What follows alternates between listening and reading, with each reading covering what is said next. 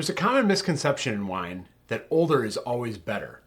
It's not necessarily the case, but there are a bunch of instances where aging wine is extremely appropriate and often makes the wine better. We're going to jump into that in today's video. Stick around and find out what wines age and why you should age them. Hi, I'm Tim from Elma Wine and Liquor. Today we are going to do a deep dive into aging wine. So, as I said, there is a misconception out there that any wine that is older is going to be better. That's not always the case. In fact, most wine that is made for today's consumers is made for today's consumers. It's meant to be drank immediately. It's not going to last years and years and decades like some of the wine used to be made. That's not to say that there aren't plenty of winemakers still out there making wine that is going to get better the longer it sits in the bottle. So there's two different stages of aging wine. Some wine is aged in oak barrels or steel tanks before it's bottled, which exposes it oftentimes to a little bit more oxygen. It lets the flavors all meld together, picks up some of the influence from the oak before it's bottled. Now, when it goes into the bottle, it can also be aged as well. So what are some of the reasons that you would want to age a good wine? Flavor development. Very often, younger wines will have a lot of that fruity characteristic of the grapes shining through on the palate. For example, in a Cabernet, it's that blackberry, dark fruit. But as a wine ages, those flavors evolve and become more complex. Tobacco, leather, earth, along with still some of that fruit, but it just gives it a lot more complexity, a lot more substance to the wine. Another reason that you would age wine is the tannin development. Some of the wines, especially grapes that have thicker skins, have higher tannin content. Wines that are aged in oak barrels will have higher tannin content. Tannins are that kind of puckery sensation that makes your mouth feel dry while you're drinking certain wines. As a wine ages in a bottle, those tannins kind of fall out. There's chemical reactions going on, and they will fall out of the wine. Sometimes you'll even see sediment in older wines, and so that leads to a little bit of a softer wine. Acidity development. A lot of younger wines will have more vibrant, fresh acidity. Think about biting into a lemon or a tart orange. That acid really kind of hits in the back of the tongue. The longer a wine ages, that acid gets integrated into the wine a little bit better for a more round, soft wine as well. That integration helps that acidity go throughout rather than kind of a punch you in the face type of reaction. The other aspect of aging a wine that really helps it improve is the aromatics. So like with the flavor complexities of that fruit, those aromatics will also change over time from that fresh berry fruit flavors that you get to more complex aromatics, more florals, more leathers, some of the richer, more robust aromas, and more aromas rather than one singular note. Oftentimes you'll get multiple different aromas on an aged wine. They do sometimes tend to blow off pretty quickly, so they'll fade faster, but you'll get a lot more. And with every glass or every sniff, you might pick up a different aroma coming off the wine.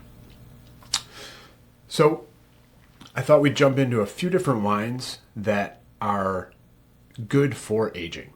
So again, most wines in the market today are meant to be drank right away. This is not a standard rule, but if a wine is under $40, $50, it probably shouldn't be aged for very long at all, more than a year or two. For the most part, the less expensive the wine, the less aging it's going to be able to tolerate. Consider those ageable for any length of period of time. One of the wines that we see aged a lot, you'll see some older expressions out there from Europe and from the US and from other countries, is a Cabernet Sauvignon grape. So Cabernet Sauvignons have big, thick skins. They're very often aged in oak barrels, which means a lot of tannin content. Those tannins help it stand up. They have big, bold structure, and they help the wine age longer and improve the wine as it ages, because those tannins have that falling out effect, which leads to a softer, smoother, more round sip of wine. Cabernet is one specifically where I mentioned earlier, those blackberry dark fruit flavors and aromas will evolve into the leather, earthy, tobacco, very different flavor structure and aroma structure as it ages. Definitely worth a try if you've never had one.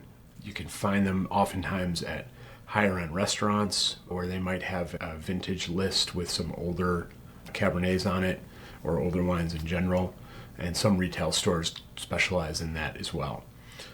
Next up on the ageable wines, we're jumping over to Italy, which is a Brunello di Montalcino. This wine, when it's young, which a lot of times they don't even put these wines out very young. Like, so this is young. This is a current vintage, current release from this winery for a Brunello, which is 2019. We're filming this in early 2025. So this is a younger Brunello. They can age for a long time. The younger ones will have a little bit more tart cherry, that acidity. They're very high acidity. So it kind of is that punch you in the face, suck your mouth dry, kind of gives you that lemony pucker face. Still great flavors, can be drank now, but as it ages, that acidity will meld into the wine better, resulting in a nice, smooth, robust wine. Those tart cherry flavors will evolve to more earthy tones, some leather, some tobacco, and some fresher cherry, not the tart cherry. Over to France, we have white Burgundies. So this is our first white wine that is a very good aging candidate. So white Burgundies are made with Chardonnay grapes, lemon, pineapple, and white Burgundies are usually spent sometime in oak barrels as well, so they get some of that tannin content.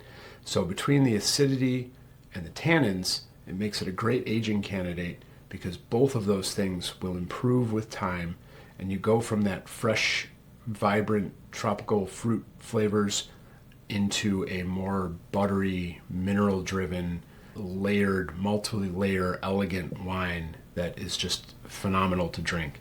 I'm not personally a huge white wine fan, and particularly Chardonnay, but the couple times that I've had some aged white Burgundies, they're just phenomenal wines. Next up, we have a Tawny Port. So port wines are fortified wines. They have kind of a triple power when thinking about aging. High sugar, high alcohol, and high tannins. This particular one is already a 20-year-old port. That means it spent 20 years in barrels before it was bottled. Ports were designed to help combat oxidization, which is an enemy of wine. You want a little bit of oxygen. That's kind of what happens naturally through the cork during aging. But when you have too much oxidization, it ruins the wine. So with those three different aspects of a port, the longer it sits, the better it gets. The sugar and alcohol help it stand up to that long-term aging. While those tannins meld away, you go from more vibrant fruit over time to a rich, nutty, raisinated type wine, which is just a treat to try if you have never done it. This is already 20 years old before it goes in the bottle, and you can age it for a while after that as well. Jumping over to another white, we have a New York State Riesling here from Red Newt Cellars. Rieslings are a great grape for aging.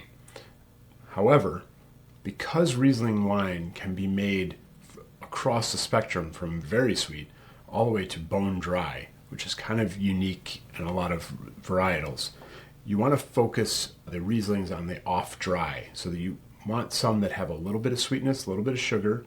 They're also going to be a little bit lower than a typical wine in alcohol, which allows them to age a little bit slower.